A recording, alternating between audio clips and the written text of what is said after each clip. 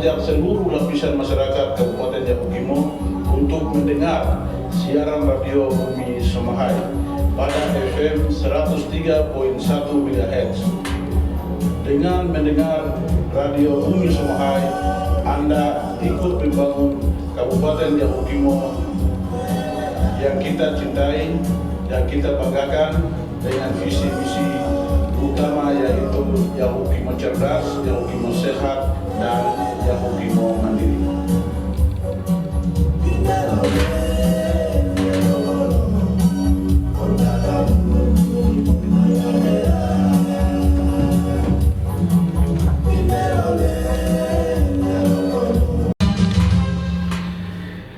Ya, baik sahabat terpilih mana saja Anda berada, baik yang ada di ibu kota DKI dan juga yang ada di distrik-distrik dan yang ada di kampung-kampung. Selamat pagi, selamat beraktivitas di hari Kamis tanggal 17 April 2025. Inilah lembaga penyiaran publik Radio Bumi Somohai yang dipancarluaskan dari kawasan lantai 2 gedung kantor Bupati Jalan Cendrawasih DKI. Baik pendengar, pagi hari ini tepat pada pukul 9.04 saya mengajak pendengar semua, kita akan ikuti bersama perbincangan kita dalam program dialog hari ini bersama Bapak Bupati Kabupaten Yahukimo, Bapak Didi Musyahuri yang sudah berada di studio. Selamat pagi Bapak, apa kabar Bapak?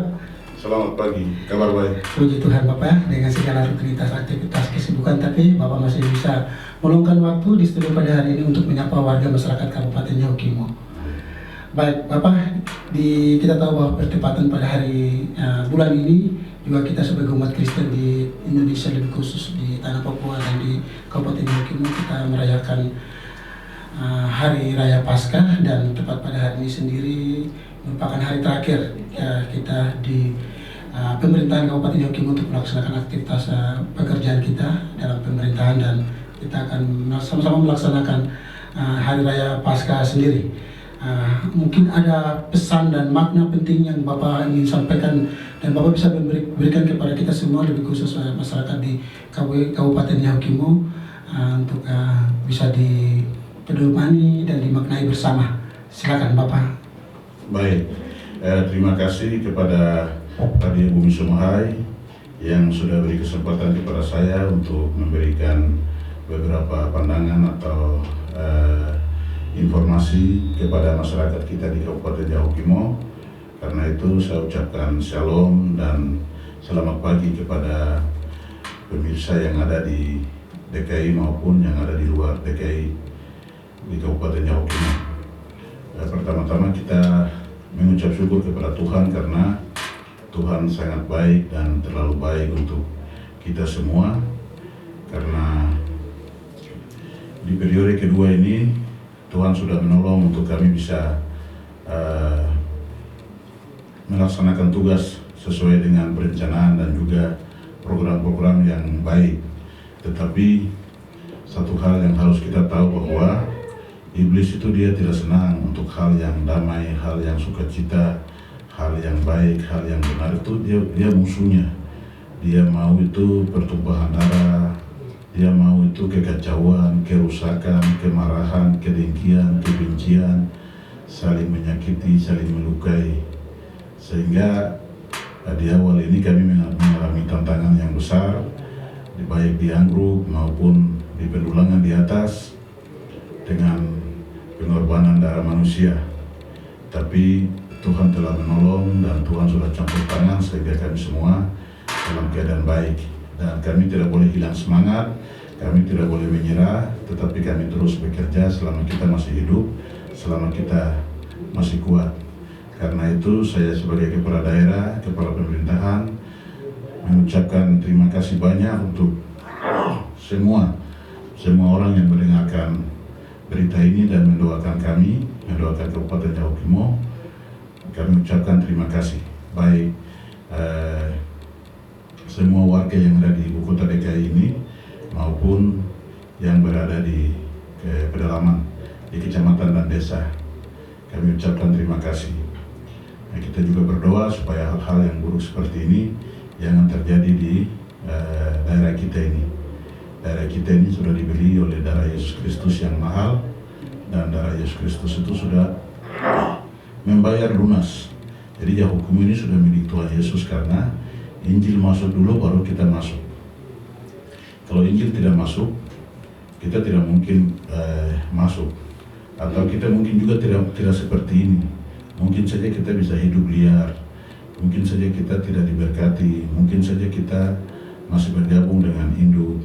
Apa saja yang kita tidak tahu itu bisa terjadi. Tapi daerah ini dirintis oleh Injil. Daerah ini ada orang yang mati syahid, ada orang yang mempersembahkan daerah ini kepada Tuhan. Sehingga kami di generasi penerus ini kita harus kawal visi itu dengan baik, pelayanan itu dengan baik, supaya Tuhan memberkati kita. Kalau kita tidak kawal semua ini dengan baik, maka semua umat ini bisa jadi liar. Kemudian pertumpahan darah maupun kekerasan, segala macam itu bisa terjadi. Jadi kita bersyukur kepada Tuhan karena kita semua dalam keadaan baik dan Tuhan terus pelihara kita. Nah, itu sebagai pendahuluan dari kesan pesan Paskah yang saya akan berikan kepada kita sekalian. Bapak Ibu sekalian dimanapun kita berada, terdorong dari apa yang saya sudah sampaikan tadi, maka kita tidak ada alasan atau tidak ada pilihan lain selain kita mengucap syukur dan merayakan Paskah ini sebagai satu pesta tertinggi dan terakbar dan terbesar di muka bumi. Karena di muka bumi ini, karena kematian Yesus Kristus itu sangat penting dan terlalu mahal nilainya daripada semua nilai yang kita miliki dan kita yakini. Ini hal yang sangat penting untuk diingat dan dimaknai oleh semua orang yang sudah percaya Yesus. Jadi Bapak Ibu sekalian dimanapun berada, yang perlu kita renungkan bersama adalah Natal. Orang Kristen di seluruh dunia ini merayakan Natal dengan pesta yang besar sekali, dengan hias rumah, dengan segala macam kumpul uang untuk ibadah ini, ibadah itu dan sebagainya. Itu tidak salah, itu 100% betul. Tetapi 100% plus berapa? 100% plus lah. Itu kalau kita merayakan Paskah. Karena Paskah ini maknanya sangat luar biasa. Kalau Yesus menderita, tangan dan kakinya disalibkan dan dibaku, dan itu bukan pura-pura, itu bukan sekedar, tetapi betul-betul dia mengalami penderitaan yang sangat berat. Begitu. Jadi kalau kita kawinkan atau hubungkan dengan peristiwa yang terjadi di Mesir, pada waktu orang Israel mau keluar ke tanah perjanjian itu, Tuhan memerintahkan kepada seluruh orang Ibrani untuk memasangkan darah domba di pintu mereka, darah domba di pintu rumah-rumah orang Yahudi, dan darah domba itu membuat malapetaka itu tidak terjadi. Darah domba itu membuat malapetaka itu tidak terjadi, dan darah domba itu yang menyelamatkan bangsa Israel. Itu yang disebut dengan Paskah atau Passover. Passover itu adalah melewatkan rumah-rumah yang ada darah anak domba, darah kambing yang sudah dikasih tanda sesuai dengan perintah Tuhan itu dilewatkan. Itu berarti seluruh anak sulung Mesir, seluruh anak sulung, ternak sulung apa semua itu sudah dibunuh dan dihabiskan oleh Tuhan dan malaikat Tuhan, karena demi bangsa Israel yang Tuhan pelihara mereka. Dan setelah taruh tanda itu, keesokan harinya Tuhan taruh kemurahan hati kepada orang Ibrani untuk kasih kain, kasih sendal, kasih selimut, kasih pakaian, karena mereka mau pulang ke tanah yang Tuhan janjikan, yaitu ke Yerusalem atau Israel yang sekarang. Dulu waktu itu tanah Kanaan. Jadi Paskah untuk bagi orang Israel itu di masa itu, Passover itu, dan itu dengan darah anak domba, darah kambing domba dan ternak, begitu. Nah itu untuk mereka, untuk orang Ibrani. Nah tapi untuk kita, untuk orang yang sudah percaya Yesus, itu semua darah domba, darah ternak apapun, darah burung kah, sesuai dengan apa yang tertulis di dalam kitab Imamat itu Yesus bilang semua itu selesai, semua itu lunas. Kamu tidak perlu lagi bawa domba, bawa kambing, bawa lembu, bawa apa saja yang untuk darah itu membuat hati Tuhan senang. Tetapi darah Tuhan Yesus yang tercurah di atas kayu salib itu sudah membereskan dan sudah membayar lunas semua. Itulah sebabnya perayaan Jumat Agung atau perayaan kematian Tuhan Yesus ini sesungguhnya itu harus jauh lebih baik, jauh lebih siap, jauh lebih terhormat, jauh lebih konsentrasi untuk beribadah kepada Tuhan, merayakan Tuhan, menghormati Tuhan, begitu. Dan betul, kenyataannya pada waktu itu anak umur 2 tahun orang Mesir dibunuh semua, sehingga mereka menangis dan mereka ketakutan. Dan Musa memimpin mereka keluar ke padang gurun itu, laut terbelah dua dan seterusnya sampai dengan mereka ada di padang gurun 40 hari, 40 tahun. Setelah itu Musa tidak melaksanakan visinya lagi, tugasnya lagi, diagendakan atau dialihkan kepada Yosua, dan samanya Yosua baru mereka bisa menyeberang sungai Yordan sampai dengan mereka bisa masuk ke Yeriko. Nah itu yang sangat penting yang kita harus maknai. Dan di zaman kita sekarang ini, peristiwa Golgota, peristiwa Yesus mati di atas kayu salib ini menjadi simbol kemerdekaan, simbol kemenangan, simbol kebebasan, simbol kelepasan. Nah, ini yang penting sekali. Nah, bagaimana kita memaknai dan merayakannya? Ya, saya tadi sudah sampaikan kepada seluruh ASN dalam apel bahwa kamu pulang, kamu siapkan rumah, kamu siapkan kumpul dengan istri, kumpul dengan suami, kumpul dengan anak-anak, baca Alkitab, merenungkan tentang kasih Tuhan, merenungkan tentang pengorbanan Tuhan, dan makan apa yang kamu masak di hadapan Tuhan dengan sukacita. Bukan masalah mewah tidak mewahnya makanan itu, tetapi bagaimana hati kita bergiang di hadapan Tuhan supaya kita merayakan Paskah ini dengan penuh makna. Dan setelah itu kami harus percaya bahwa Yesus akan melakukan pemulihan, begitu, karena kita sudah undang Yesus masuk dalam rumah tangga kita. Kita sudah undang Yesus untuk melayani bersama-sama dengan kita. Dan ini tidak secara fisik, dia datang duduk di rumah kita, di kursi kita, bukan, tetapi dalam roh dan dalam kebenaran. Bahwa kita berdoa, kita baca firman, itu sama dengan kita mengundang Yesus ada dalam rumah tangga kita.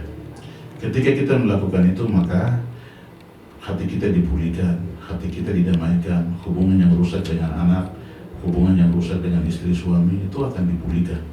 Rumah tangga itu akan jadi sejuk, tidak ada keributan, tidak ada saling curiga, tidak ada saling intimidasi.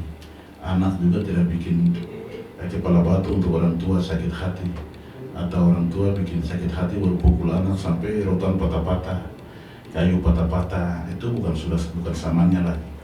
Kalau ada keluarga yang melakukan itu, berarti keluarga itu tidak ada firman. Keluarga itu mereka tidak baca Alkitab, padahal Alkitab ini ada di tangan kita. Firman Tuhan tuh mengatur kita manusia tuh dengan sempurna. Mau perjanjian baru, mau perjanjian lama, Alkitab itu buku yang sangat sempurna untuk kita baca, sehingga kita tidak emosi sembarang-sembarang, kita tidak marah sembarang-sembarang, tetapi kita bisa hidup dalam damai sejahtera. Jadi makna Natal yang menurut saya penting untuk kita rayakan itu seperti itu. Dan juga besar harapan saya untuk semua pelayan, semua hamba Tuhan di DKI maupun di luar Yahukimo ini.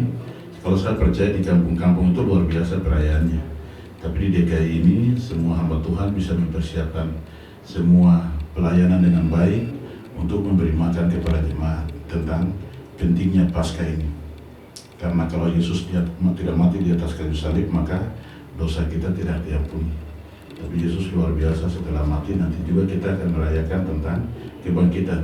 Itu kebangkitan yang pertama dari segala kebangkitan. Dan kita percaya Yesus naik ke surga, duduk sebelah kanan Bapa di surga, dan akan kembali untuk menjemput kita. Itu iman kita, itu pengharapan kita. Begitu. Nah, untuk mewujudkan iman dan pengharapan untuk menjadi kenyataan, ya kita harus melakukan apa yang Tuhan kehendaki di muka bumi ini. Itu yang saya bisa sampaikan dalam kesempatan ini sebagai makna Natal untuk seluruh ASN, TNI, Polri, dan juga masyarakat semua yang ada di Kabupaten Jawa Timur ini.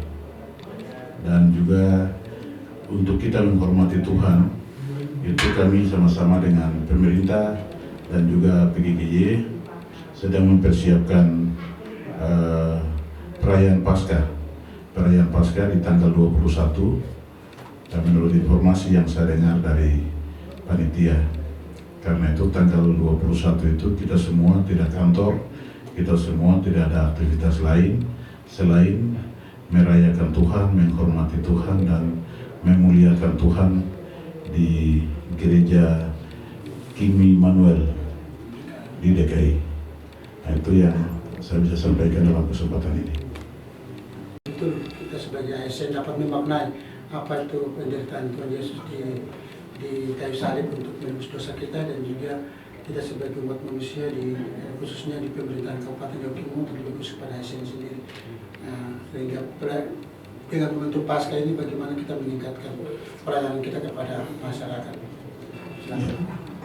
Ya, terima kasih. Seperti saya sampaikan di apel pagi tadi bahwa ASN kita atau pegawai negeri sipil kita ini adalah ujung tombak dari pemulihan, dari pembangunan, dari pelayanan. Tapi tidak cukup dengan pengetahuan saja, tidak cukup dengan kecerdasan saja, tetapi harus dibarengi juga dengan iman kepada Tuhan, pelayanan kepada Tuhan. Karena pegawai itu di hadapan masyarakat luas itu sudah dianggap sebagai orang penting, orang yang punya pengaruh, dan orang yang bisa diandalkan.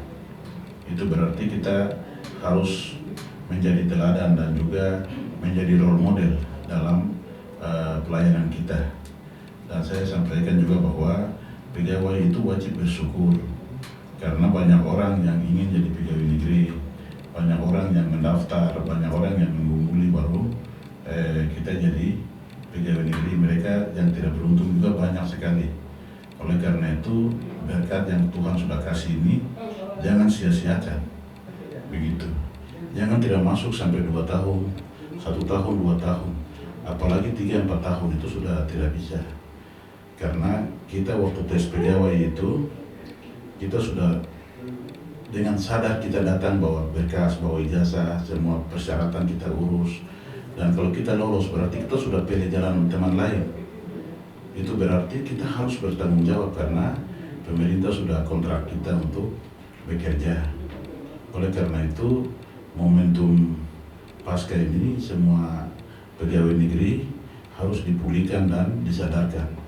Sebabnya saya juga sebagai pemerintah sampaikan untuk semua juga wajib membaca referensi peraturan yang berhubungan dengan kepegawaian, undang-undang yang sifatnya umum atau tentang hak dan kewajiban itu bisa dibaca supaya ketika suatu keputusan itu turun, seseorang bisa membela diri juga kalau dia sudah memahami aturan atau dia melaksanakan aturan itu sesuai dengan panduan yang ada.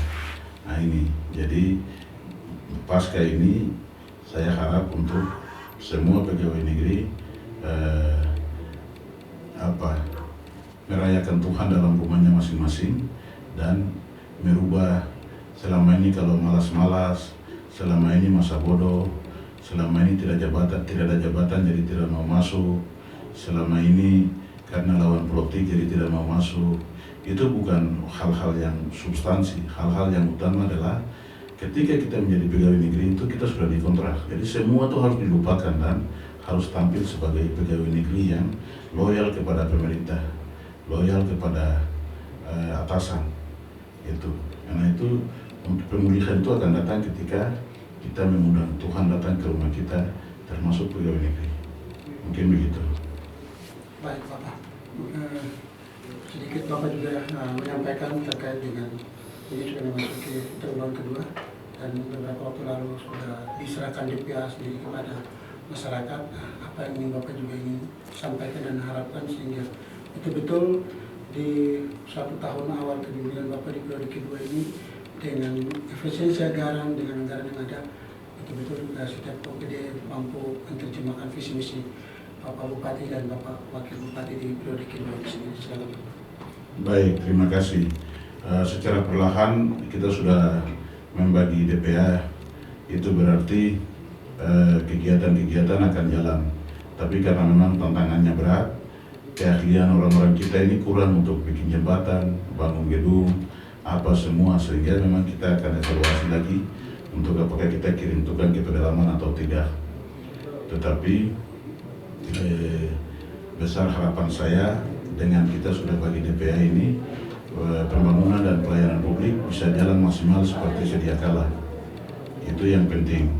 Kemudian yang kedua adalah bantuan-bantuan yang kami kasih di hibah yang kami pemerintah bantu di tahun 2024 itu, kami menghimbau untuk dikerjakan dan dipersiapkan. Kalau sudah siap, undang kami untuk meresmikan. Kalau belum siap, kenapa harus dibangun sesuai dengan program? Karena tahun lalu kita bantu tanah hibah itu tidak tanggung-tanggung, begitu. Rata-rata 1M, minimal 500, minimal sekali 300.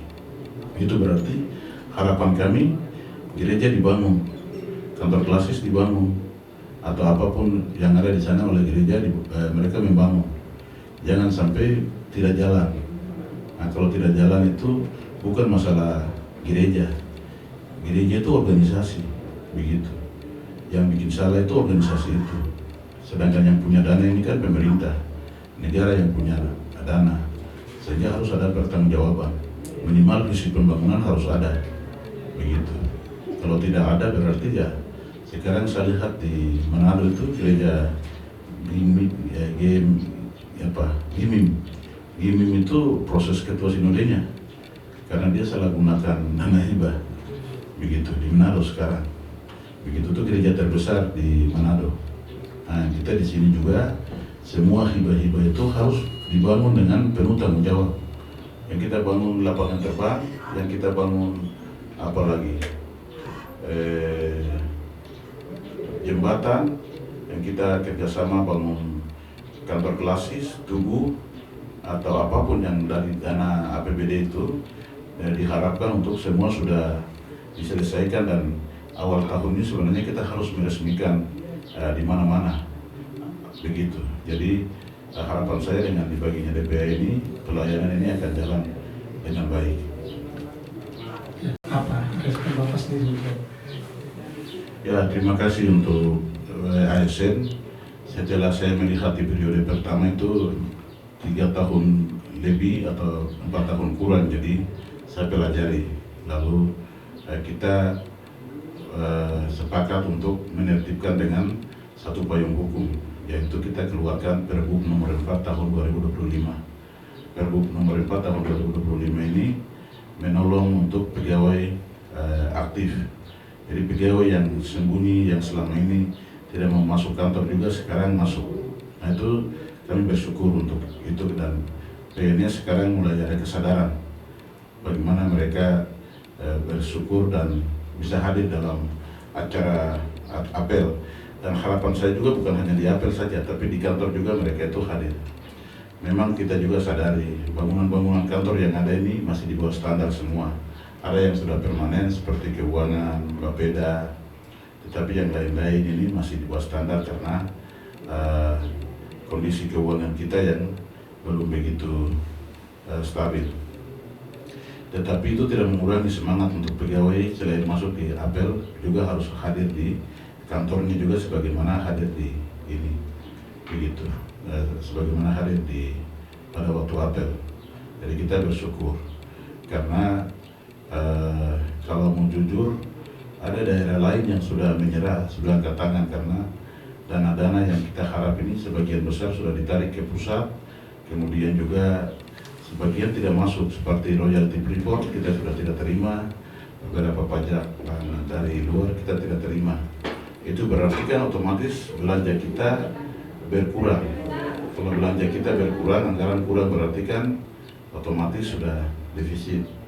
Nah, daripada defisit lebih baik kita korbankan kegiatan, tapi pegawai kita tetap jaga supaya hak-haknya jalan, karena rata-rata mayoritas di sini mereka juga punya tanggung jawab kepada keluarga, tetapi juga mereka juga bertanggung jawab kepada suku, kaum, gereja mereka.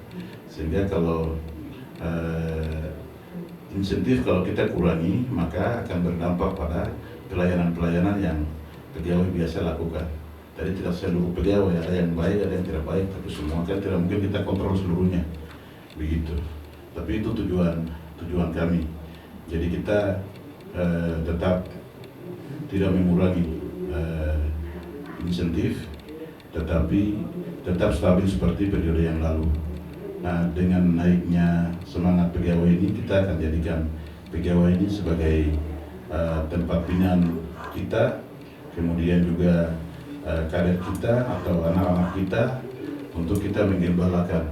Karena 400 lebih ini bukan jemaat yang kecil, ini jemaat besar yang ada di lingkungan pemerintah daerah Kabupaten Jawa Timur yang harus kita kelola dengan baik untuk kebaikan. Begitu.